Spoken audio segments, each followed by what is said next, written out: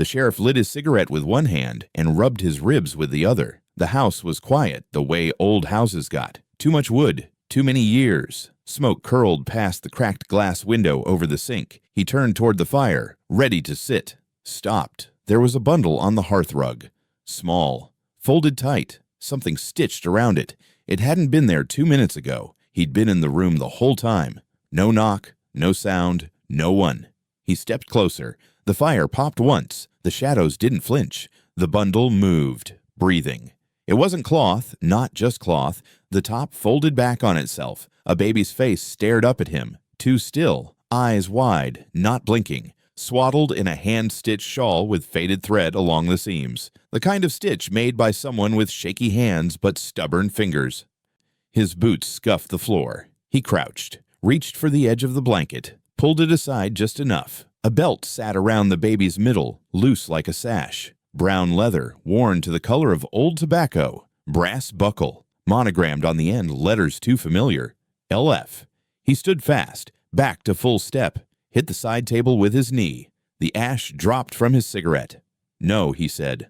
"No, that ain't right." The baby didn't move. He looked at the belt again. That belt had been buried 10 years ago, buried with Franklin. He knew because he'd buried him himself. Dug the hole, nailed the lid, lowered it. He rubbed his eyes, stepped around the baby like it might reach for him. It didn't, just kept staring. "Who the hell left you here?" No answer, no crying either, just breathing, steady and shallow. He checked the door. Still locked, windows shut, no footprints outside, just the dried dirt yard stretching to nowhere, porch empty. He came back in, stood over the baby, looked at the belt again. "Ain't no damn way." He crouched again, hands on his knees. "Where'd you come from?" he muttered. "Why that belt? Who wrapped you in that?" The baby blinked once, didn't smile, didn't twitch. He looked at the stitching on the shawl, pale red thread, crossed in the corners, the same thread Lena used in her shop before it burned, the same she used on Franklin's shirts before Franklin stopped wearing shirts. He stood again, lit another cigarette. The lighter shook a little in his grip. He watched the baby, smoke rising between them. He went to the kitchen phone, dialed a number he hadn't in months. It rang 4 times, then picked up. "Hello?" A woman's voice. Rough with sleep or grief, or both.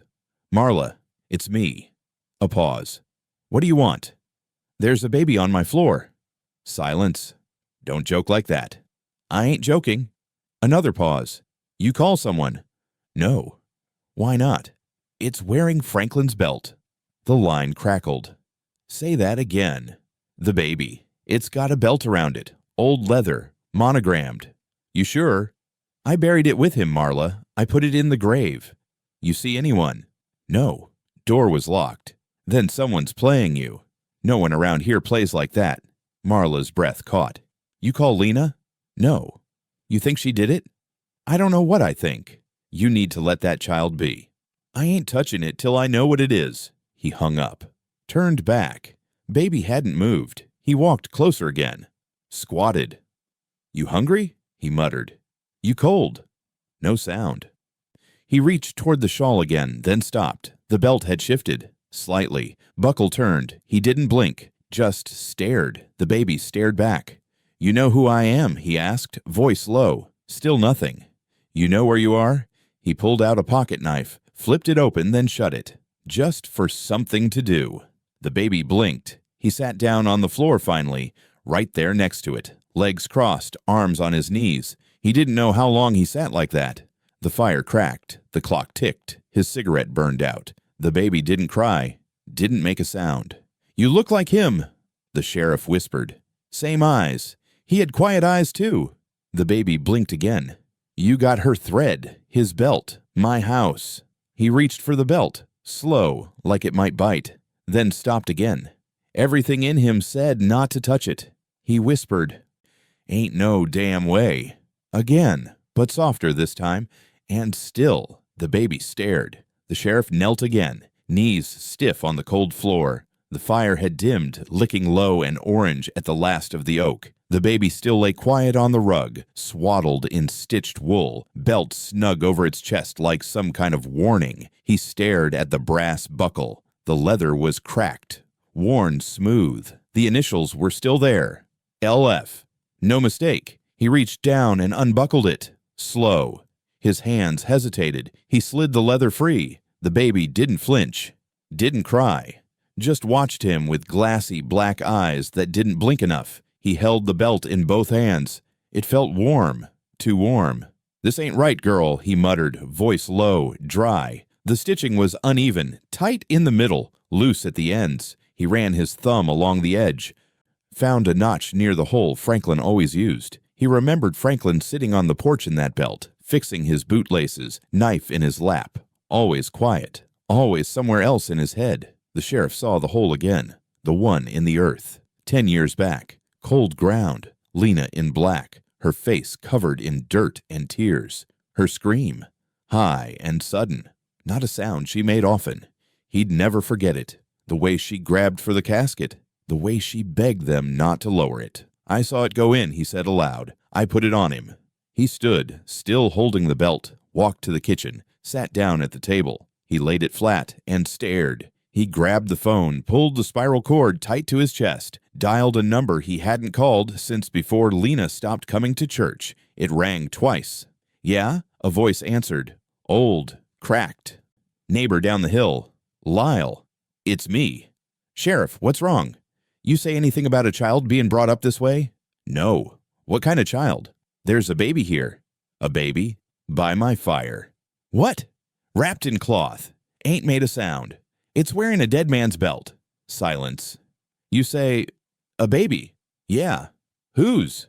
"Don't know. But it's Franklin's belt." Lyle cleared his throat. "You sure?" "Yeah, I'm sure." More silence. Then soft. "You need to let that child be." "What's that mean?" "Means it ain't yours to figure out." "You know something?" "I know when you find a thing like that, best to let it lie." "That what you'd do?" "I wouldn't have let it in the house." The sheriff hung up. The baby still hadn't moved. It stared at the table like it could see the belt from there. Maybe it could. He leaned back in the chair, lit another cigarette, watched the smoke rise. His mind kept spinning. He thought about Franklin, thought about that last night, the fight in the barn, the scream Lena didn't make that time, just silence. Then Franklin was gone. The sheriff had done the burial himself. No undertaker, just dirt and a box and that damn belt. Lena had placed it on him before the lid shut. He remembered her fingers trembling as she clipped the buckle. He stood again, carried the belt back to the hearth. He looked at the baby, whose eyes were still locked on him like it had never stopped watching. "You know him?" he asked, quiet. No answer. The baby blinked once, not slow, not fast, just blinked. "You his?" The baby didn't move. He crouched, laid the belt beside the baby on the rug. The leather curled slightly as if pulled toward the child. "Why you here?" Still nothing. "You want me to take you to her?" No sound. "You want her to come here?" He stared. No cry, no coo. Just breath. Soft, steady, human. He stood, went to the window, stared out into the dark. Nothing moved outside. Not the trees, not the wind. Just quiet. He checked the door again. Still bolted. Same as earlier. No tracks in the dust. No tire marks on the gravel. Nothing. He turned back, walked to the fireplace. The baby's eyes followed. He knelt once more. "You weren't here when I lit the smoke," he said, "but now you are." He reached for the shawl, touched the thread. It was pale red, nearly pink, the kind Lena used before she stopped stitching, before the fire. He took one last look at the belt, then at the baby. He stood again, walked to the phone, dialed another number. Lena's. It rang. Once, twice, 4 times. No answer. He didn't leave a message, just listened to the silence on the other end, then hung up slow. He turned back to the fire. The baby's eyes were still open, still watching. The knock didn't come loud, just 3 slow taps, then quiet. The sheriff stood in the doorway to the kitchen, hand still near the phone. He didn't move for a second. Rain had started somewhere between calls, soft against the tin edge of the porch roof. He opened the door. Lena stood there soaked to the elbows, coat half buttoned. hair tied back like it always was. Her eyes were red, not fresh, not new, just worn. She didn't speak, didn't ask.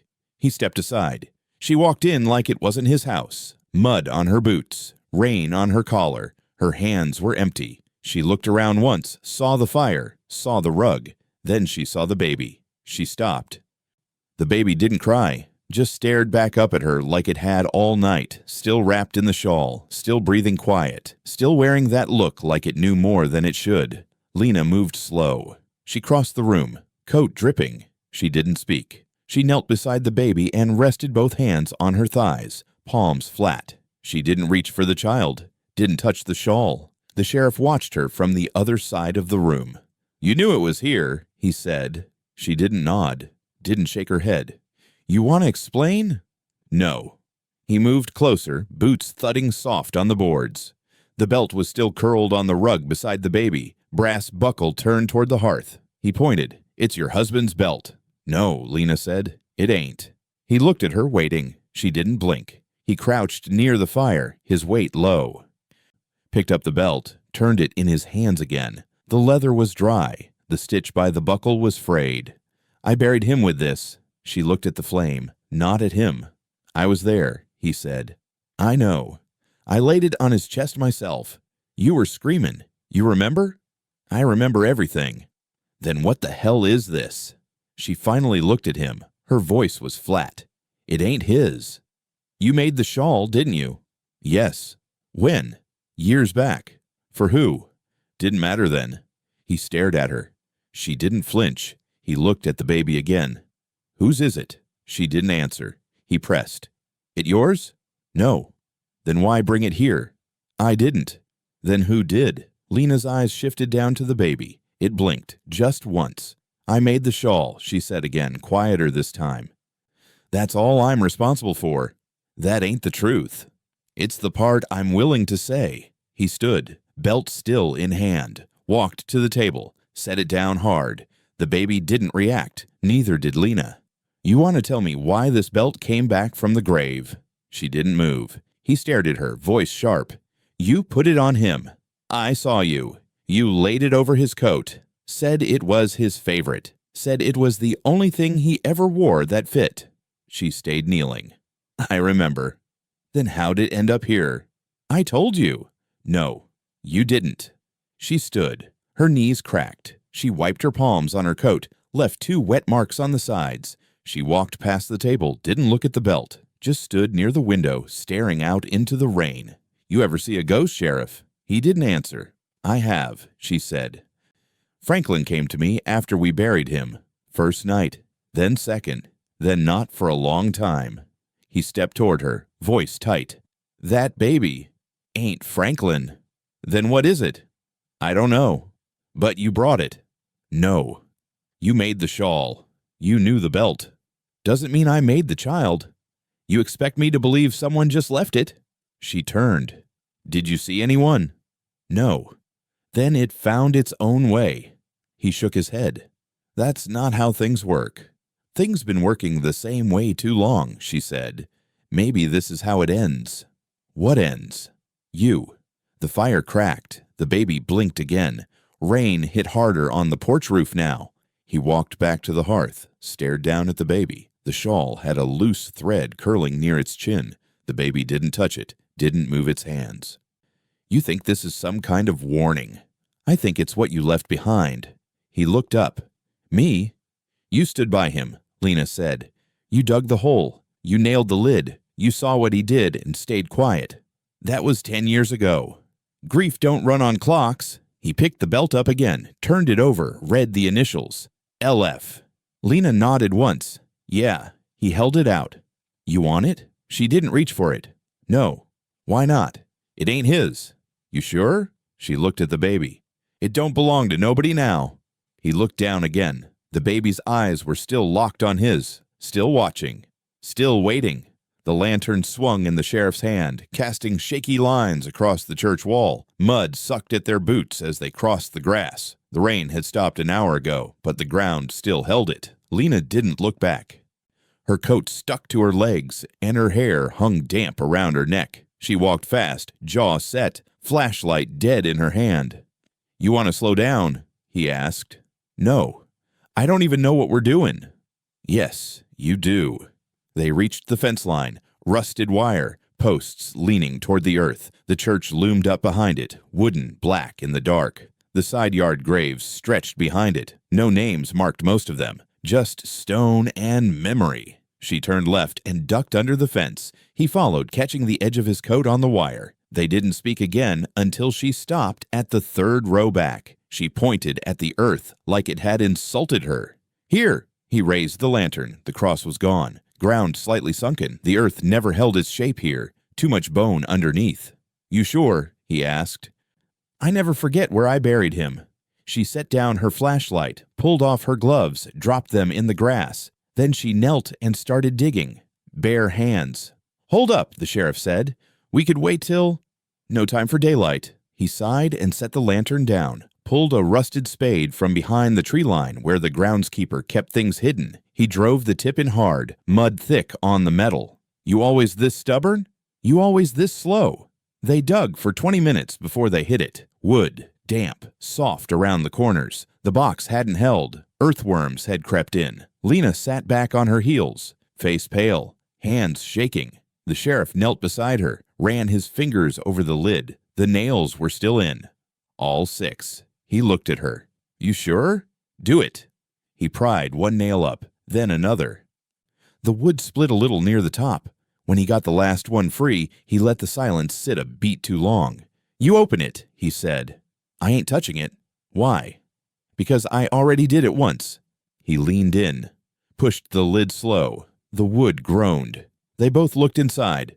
No body, no clothes, no belt, just dirt. And at the center, half sunk in the soil, one small thing, an infant's shoe. The sheriff stared, said nothing. Lena reached forward, hand trembling. She lifted the shoe, turned it over once in her palm. "You bury something you didn't tell me about?" he asked. She shot him a look. "You think I'd bury a baby and forget?" He didn't answer, just looked at the hole. "That ain't a real baby," he said. "It's real enough to haunt us." He stood, backed up a step. The mud sucked at his boots again. He shook his head. "I put that belt on him. I watched you. It was on his chest when we closed the box. And now it's not." "You ever bury a child?" he asked. "No." "Then what the hell is this?" Lena stared into the hole, the shoe still in her hand. Her voice came flat. "He's not in there." "Yeah, I can see that." "No, I mean Franklin. He's not in there anymore." "Where is he then?" She looked up at him. "You tell me." He took a deep breath. The lantern flickered once. "You think I did this? I think you brought that child into your house and didn't throw it out. I thought it needed help." "It don't need help." "What then?" "It needs to finish something." "Finish what?" She looked down at the shoe. "I think it's trying to remember what it used to be." He stepped back toward the grave, looked into the hole again. The earth was too dark, too soft. He couldn't see the bottom anymore. "You believe in curses?" he asked. "I believe in consequences." He nodded once. Quiet. Then he reached down and pulled the lid closed. Lena dropped the shoe into the grass and stood up. She didn't wipe her hands, just stared at the church wall like it might catch fire. "We can't leave it there," he said. "No." "You want to burn it?" "No." "Then what?" "We go back." "Why?" "Because it's not done with us." He picked up the lantern, held it high. "You sure you didn't do this?" "I'm sure." "Someone did." "Yeah," she said. "Someone always does." They stepped away from the grave together. The wind picked up, a low howl through the trees. Rain started again, cold and thin, the kind that didn't soak you fast, but crept through slow. Neither of them looked back. They stepped onto the porch just as the wind died. The sheriff unlocked the door with stiff fingers. Lena stood behind him, wet hair stuck to her cheek, jaw tight. He pushed the door open, slow. The house breathed like it'd been holding something in. Then the cry started, not a baby's cry. Lower, too thick. It rattled up the walls and echoed through the rafters. It didn't rise like a wail. It dropped, like someone mourning their own skin. The sheriff froze. His hand stayed on the door. The sound kept going, slow and wet, Like it didn't belong in something so small. Lena stepped past him without a word. Her boots hit the floor hard. The sheriff followed, closing the door behind them. The baby was still by the hearth, lying where they'd left it, shawl bunched at the side, face twisted, mouth wide, that sound coming from somewhere too deep for lungs that size. The belt had uncoiled from beside it, now half wrapped around its leg, curled like it had crawled there on its own. Lena didn't move toward it. She just stood at the edge of the rug and watched. The sheriff stepped closer, one hand on his belt, the other rubbing at the scar near his ribs. He squinted at the firelight flickering across the baby's face. The crying didn't stop. It didn't even break. No gasps, no breath between. "That ain't normal," he said. "No." He leaned down and picked up the belt. The leather twitched. He nearly dropped it. "Did you see that?" She didn't answer. He held the belt up to the light. It wasn't stiff anymore. It had bent at the middle, soft, like it had just come off someone's body. He ran his finger along the monogram. "LF." The baby screamed louder. The sound cracked once, just once. Like something caught in his throat. The sheriff turned to Lena. "What do you want me to do with it?" She didn't look away from the fire. "Not mine to keep." "You brought it here." "I didn't." "Feels like you did." She took a breath. Quiet. "Not yours to bury either." "I already did." "Not deep enough." The crying shifted. Less voice now. More breath. Like something inside was folding. He walked around the rug, circled the baby once. The belt dragged against the floor in his hand. "You think it's him?" She shook her head. "I know it ain't." "You sure?" "I held my husband when he died. This thing don't feel like him.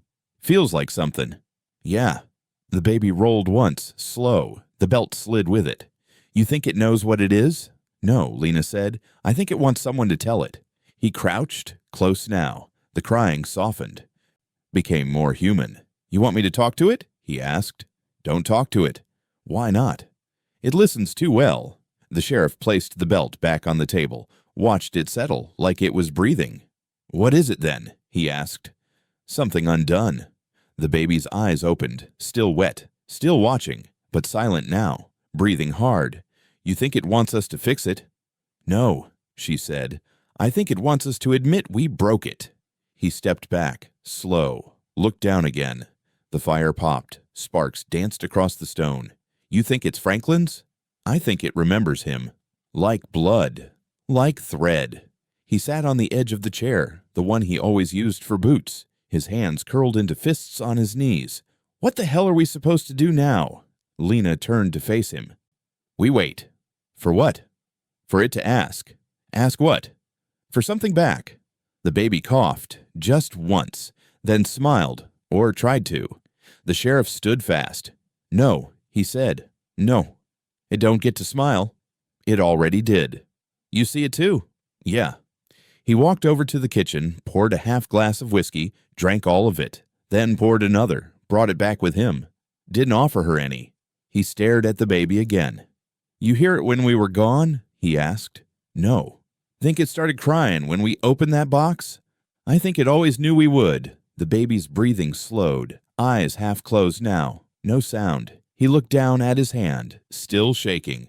"I want it out of my house," he said. "You don't get to choose. I didn't choose any of this." "You did," she said. "You just don't remember when." He finished the second glass, sat again. The belt on the table moved once more, just a twitch. He didn't touch it. She stepped over to the coat rack, pulled her bag down, set it gently on the table beside the belt, opened it with careful fingers. Inside, something wrapped in black cloth. She didn't speak. He didn't ask. The fire crackled. The baby closed its eyes. Lena sat at the table. The bag lay open in front of her. Her hands moved slow, careful, like touching something that might bite. She peeled back the black cloth. Inside was a small wooden box, the kind old men used for tobacco or coins. Worn edges, brass latch dull from years. She clicked it open with her thumb. The sheriff didn't move from his chair. He watched her, eyes low, jaw locked. The baby slept behind them, curled up near the fire, breath shallow and steady. Lena lifted something from the box. A sewing needle. Thin, slightly bent. Metal dulled from use. She turned it in her fingers like it might remember whose hands last held it. Then came the thread. She pulled it slow from a folded bundle, dark red, too red. The color didn't fade at the ends. It looked wet, even dry. She uncoiled it across the table, laid it flat. Her hands trembled. He kept it in his drawer, she said. Back of the barn, behind the ledger books. The sheriff leaned forward, elbows on his knees. Franklin's, she nodded. He was sowing dreams, she said. Or curses. He said nothing. You remember how he'd hum, she asked. Always. He never hummed around me, just when he stitched. He looked at the thread, then back at her. What's it made of? She looked down. Her voice dropped. He put blood in the thread. The sheriff blinked. From his father, she said. From mine. He stared. Why? She looked at him now, face tired. To make something last, something that wouldn't die. He rubbed his palms together once, like a child, like an echo. He stood, walked once around the room, came back, didn't sit. You ever ask him what he was making? He didn't answer. Did you look? I did once. That's when I stopped asking. He pointed at the needle. You sure that's what it is? He used it on the horses, too. Said it calmed them. Said stitches could hold more than skin. The sheriff shook his head. He ever use it on you? No. You think he used it on the baby? She looked past him, toward the fire. I think he used it on himself first. The sheriff picked up the needle, turned it in his hand. Feels cold. It always does. He set it back down. You think he sewed it into the child? I think he sewed it into the world. He nodded once, slow. Ain't the same thing. It is when it doesn't stop. He stared at the thread again. Why red? I asked him that once. What did he say? She hesitated. He said it had to match. Match what? She didn't answer. He sat back down, voice tight. So, this. He motioned to the box, the needle, the thread. This is what made it. No. Then what? This is what keeps it. He looked toward the fire. The baby hadn't moved. You believe that? I do. He glanced at her hand. You used to sew too. Not like that. You ever use that thread? She looked at the floor. Once. For what? Franklin's shirt, the day he died. The sheriff rubbed the back of his neck. He was always mending things, he said. Boots, saddle straps, even that damn fence post near the barn. He said if it could hold tension, it could hold truth. That's some preacher thing. No, she said. That was his. He pointed at the thread. This ain't just cotton. No. What is it then? It's inheritance. He didn't like that word. She wrapped the thread back into a coil, put the needle beside it. You should burn it, he said. I can't. Why not? It don't burn. He leaned back. You try. More than once. He stared at her. You think this is why the baby don't cry normal? I think it don't sleep normal either. He stood again, restless. You want me to take it out of here? No. You want me to leave it? No. Then what do you want? She looked at the box. I want you to see it. I've seen enough. No, she said. Not yet. The thread curled slightly on the table, as if pulled by something unseen. The sheriff stepped back.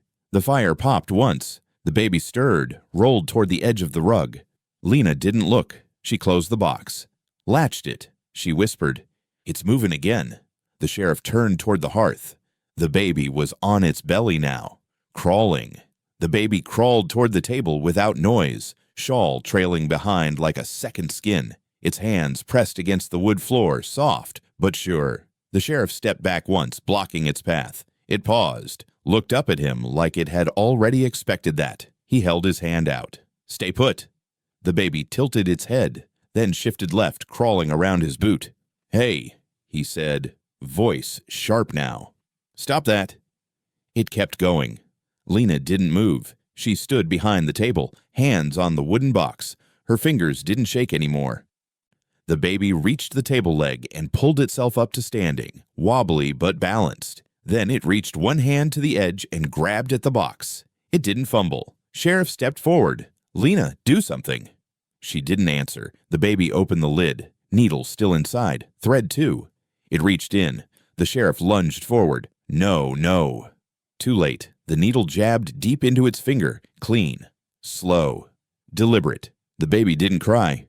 Just stared at its own hand. Blood welled up, dark and thick. The sheriff grabbed for the arm, but the baby jerked away like it had eyes in the back of its head. He froze. The blood ran down the baby's wrist. Lena whispered, "It started." From the box, the red thread began to move, lifted itself up, slow as steam, coiled toward the child like it recognized the blood. It floated in the air, weightless. "Jesus Christ," the sheriff muttered. "Don't stop it," Lena said. He turned, voice hard. "It's a baby." She looked at him, calm. "Not anymore." The thread wrapped once around the baby's wrist, tight, then again, and again, like it was stitching its way into the skin. The baby still didn't flinch. Its face didn't change. The fire dipped low. A sudden shift. The warmth in the room sucked down into the floor. The shadows moved wrong. Something in the wall cracked. Sheriff's eyes snapped toward the corner behind the stove. "You feel that?" Lena nodded. "It's remembering." "What is?" "The house." The baby's hand began to twitch. Its fingers spasmed like something pulling strings from underneath. The blood didn't stop. It soaked the thread, made it darker. The sheriff crouched again. "Let me help you, kid." The baby looked at him. Eyes glassy and distant. Not blank. Focused. It wasn't asking for help. "Don't touch it," Lena said. "It's bleeding." "It needs to." He looked at her like she'd lost her mind. "You hearing yourself?" She stepped closer. "You want to fix it, but you can't. You think he never bled when he stitched? This ain't Franklin. It's what's left of him." The sheriff stood, chest tight. "This what you wanted?" "No." "Then why ain't you stopping it?" She looked at the thread. "Because he already started the seam." The baby sat down now, slowly, like the work was done. The thread slithered back into the box without being touched. The needle lay beside it, blood on the point. The baby's wound had closed, skin tight and pale. No scar, no mark. It looked down at its hand like it hadn't expected that part. The sheriff stared at the floor. "That ain't how wounds work." "They are if you sew them shut." He walked to the table, hands on the edge. The room felt smaller now, fire low, air heavier. "Something's wrong here." Lena nodded. "Yeah." "You think it's done?" "No." The baby crawled back toward the fire and sat, watching them both. "I don't know what I'm looking at," the sheriff said. "You are," Lena said. "You just don't want to." He shook his head. "We should have buried that belt deeper." "It wouldn't have mattered." "Why not?" "Because something else remembered." He turned toward her. "What?" "Grief." The room creaked. Wood shifted. The belt on the table curled slightly at the tip. "You still think that's just leather?" she asked. He didn't answer. The fire spit once. The baby flinched, barely, then looked at its hand again. Lena stepped over to it. Finally. She knelt but didn't touch. "You know what comes next?" she asked it. The baby blinked. Not slow, not fast, just once. She turned to the sheriff. "You remember the well?" The road to the family land was half swallowed by weeds. Tires crunched over gravel that hadn't been driven in years. The baby didn't make a sound in the back seat, just stared out the window like it understood where they were going. Lena didn't speak. She gripped the thread-wrapped box in her lap like it was full of teeth. The sheriff lit a cigarette but didn't smoke it, just let it hang from his lip. They parked near the line of trees that separated the old churchyard from the pasture. Nothing moved. The wind had died. The air felt pressed down. The barn was still half collapsed from the fire. Farther back, past the fence, past the thorn brush, was the well. They walked without talking. Lena carried the baby. It didn't squirm, didn't blink. The sheriff held a rusted crowbar. The chain had been wrapped tight across the lid for over a decade. Franklin's doing. Sheriff remembered watching him do it. No explanation, just nailed it down and said not to speak its name again. The well sat low in the grass, stones chipped, moss up the sides. The lid was ironed, stained black. One hinge rusted through, the other held on by habit. The chain crisscrossed the top 4 times. The sheriff spat. "Still locked." Lena nodded. Knew it would be. He knelt, fit the crowbar under the first loop, wrenched it. Metal groaned. The baby made a low sound, not a cry, almost a hum. She hushed it. He broke the first chain, then the second. Third took more effort. Fourth snapped clean. The lid rattled in place. He paused. Looked up. "You sure?" "No," she said. He stood, grabbed the lid with both hands, and pulled. It screamed as it moved, echoed through the trees like something alive was being woken. When it finally slid aside, the well yawned open. The dark inside went deep. Too deep. He shined the flashlight in. It caught nothing. Still looks the same. Look closer. He leaned in. The smell rose up. Wet stone, copper, mildew, something else. Older. The light flickered once, then steadied. He lowered it. Still nothing. Then something shifted at the bottom. Barely a glint. Round. Like glass. What the hell? Keep looking. He crouched lower, hands on the edge. The light steadied on the glint. A surface. Not water. He froze. Is that a mirror? Not quite. He swallowed. It's moving. I know. He leaned forward again. The glint changed, stretched. A shape came into view. Jesus, he whispered. It's me. No, Lena said. He turned. I see myself. That ain't you. He looked again. The reflection was wrong. Eyes too wide, smile slow to form. His own mouth hadn't moved. The figure inside raised its hand. He hadn't. He jerked back, nearly dropped the flashlight, stood fast. What is that? It's what he used. For what? To hide things. What things? She looked down at the baby. Secrets. Small ones. Pieces of people. He wiped his face with his sleeve. Why'd he come here at night? To feed it. What? He'd whisper. Drop in thread. Bits of cloth. One time, she trailed off. What? One time I saw him cut his palm and let it drip in. The sheriff backed away from the well. You knew about this and said nothing. What was I supposed to say? You let me help bury him. I didn't ask for your help. He paced once, then again. The baby turned its head toward the well and made the sound again. A low hum. The stones around the opening vibrated. You hear that? I hear it. You want me to drop the baby down there? No. He stared at her. I want you to look in, she said. I did. You didn't see. He looked back at the hole. The light had gone out. No glint now, just black. You think it wants him? I think it wants to finish what Franklin started. You think that's what he meant to do? Build this thing? No. But I think it built itself around him. The sheriff turned away, rubbed his eyes, jaw clenched. This ain't my burden. Then why do you keep carrying it? He looked at the baby again. Its eyes were half closed now, but it was still humming, still facing the well. What if I throw the thread in? Won't change anything. What if I throw the belt? It'll come back. The sheriff shook his head. I can't stand this. You need to, she said. You always needed to. He stepped back to the edge, looked in one more time. Then his stomach turned. He dropped the flashlight, fell to his knees, and vomited. The sheriff rinsed his mouth with well water and spit it into the dirt. His hands shook. He braced himself on his knees and breathed slow. The trees around them didn't move. No wind, no birds, just him, Lena, the baby, and the pit behind them whispering things it hadn't said in years. You good? Lena asked. He nodded, then stood. I'm fine. You're pale. I said I'm fine. The baby had gone quiet again. It sat in the grass, watching them both with tired eyes. The sheriff didn't look at it.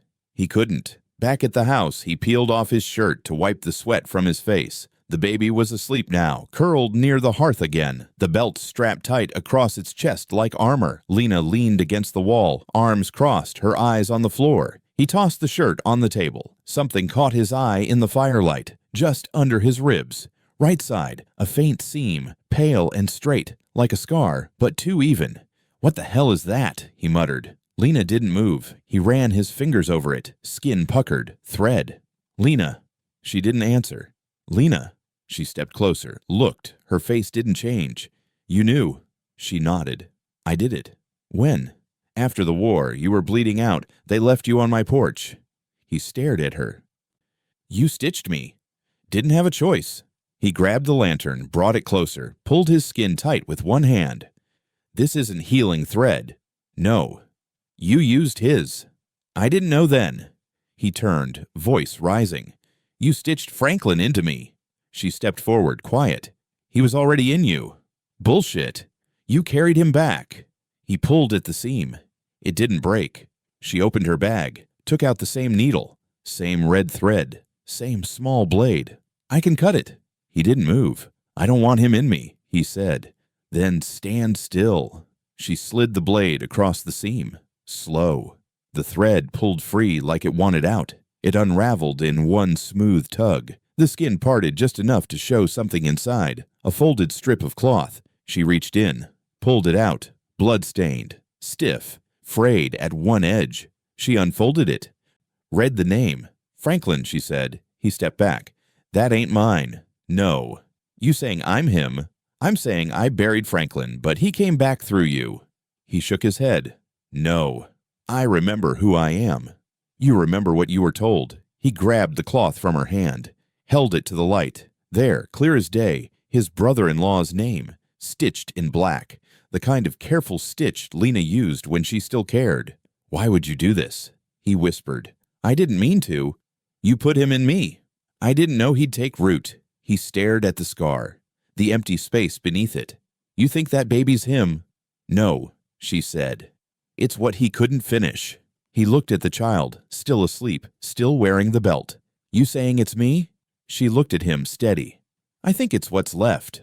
He sat down hard, elbows on the table, face in his hands. You should have let me die, he said. I did, she said. But something else stood up. The sheriff opened the drawer under the sink and pulled out the revolver. Cold steel, heavy grip, the same one he'd carried for 20 years. Same one he used the night Franklin bled out in the barn. He checked the cylinder. Empty. He walked to the bedroom, opened the old tin where he kept bullets, and silence. 6 rounds. No hesitation. Lena sat at the table watching. You think it's going to end like that? She asked. He didn't answer, just loaded slow, one click at a time. You gonna bury it deeper? He looked at her once, then at the baby. It sat by the hearth, still wearing the belt, arms tucked close, eyes open but unreadable. It didn't blink much, didn't move unless someone was watching. He snapped the cylinder shut. She stood. You really think it's justice? No, he said. I think it's necessary. He walked over and picked up the baby. It didn't fight, didn't make a sound, just rested its head against his shoulder like it belonged there. That made him pause. Then he stepped out into the dark. The trees beyond the pasture were black against the sky. No stars, no wind. He crossed the field, boots sinking into damp soil. The gun hung at his side. The baby breathed against his chest like it had done it before. He stopped when he reached the tree line, the same place he'd stood the night Franklin's blood soaked through the porch boards. The same tree he leaned against after the shot, before the burying, before the lies. He set the baby down in the grass. It looked up at him. He raised the revolver. His hand shook. You're not him, he said. The baby didn't blink. Then it spoke. You said you'd protect me. He froze. His breath caught. The voice wasn't high, wasn't soft. It was low, rough. The same voice Franklin used when he was drunk and mean. You said you'd never leave me. The baby said. His grip tightened. Shut up. You said blood was thicker, it said. I said shut up. The baby tilted its head. You said you'd finish what I started. I should have shot you the day he died. The sheriff whispered.